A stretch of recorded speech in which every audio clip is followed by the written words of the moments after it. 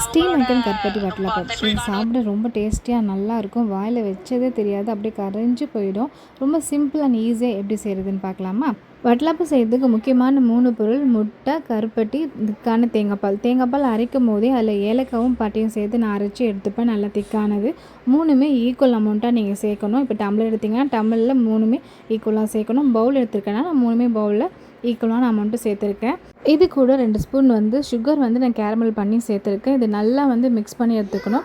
கையை வச்சு மிக்ஸ் பண்ணலாம், இல்லைன்னா இது மாதிரி விஸ்கை வச்சு கூட நம்ம நல்லா மிக்ஸ் பண்ணி எடுத்துக்கணும். எல்லாம் நல்லா கரைஞ்ச பிறகு நீங்கள் ஃபில்டரை வச்சு ஃபில்டர் பண்ணி எடுத்துக்கணும். நீங்கள் எந்த பாத்திரத்தில் வட்டலப்பம் செய்ய போகிறீங்களோ அந்த பாத்திரத்தில் நெய் கொஞ்சமாக சேர்த்து நல்லா ஸ்ப்ரெட் பண்ணி விட்டுட்டு வட்டலப்பம் மிக்சர் இருக்குல்ல அது ஊற்றிட்டு ஒரு ஃபாயில் பேப்பர் வச்சு நான் கவர் பண்ணிக்கிறேன். உங்கள்கிட்ட தட்டு இருந்தால் கூட போட்டு கவர் பண்ணிவிட்டு இட்லி பாத்திரத்தில் வச்சு ஒரு 20லேருந்து 30 நிமிஷம் ஸ்டீம் பண்ணி எடுத்திங்கன்னா அழகாக வட்டலப்பம் ரெடி ஆகிடும். இது நீங்கள் வெந்துச்சா பார்க்கறதுக்கு கத்தியை வச்சு குத்தி பார்த்தீங்கன்னா ஒட்டாமல் வந்துச்சா வட்டலப்பம் நல்லா ரெடி ஆகிடுச்சுன்னு அர்த்தம்.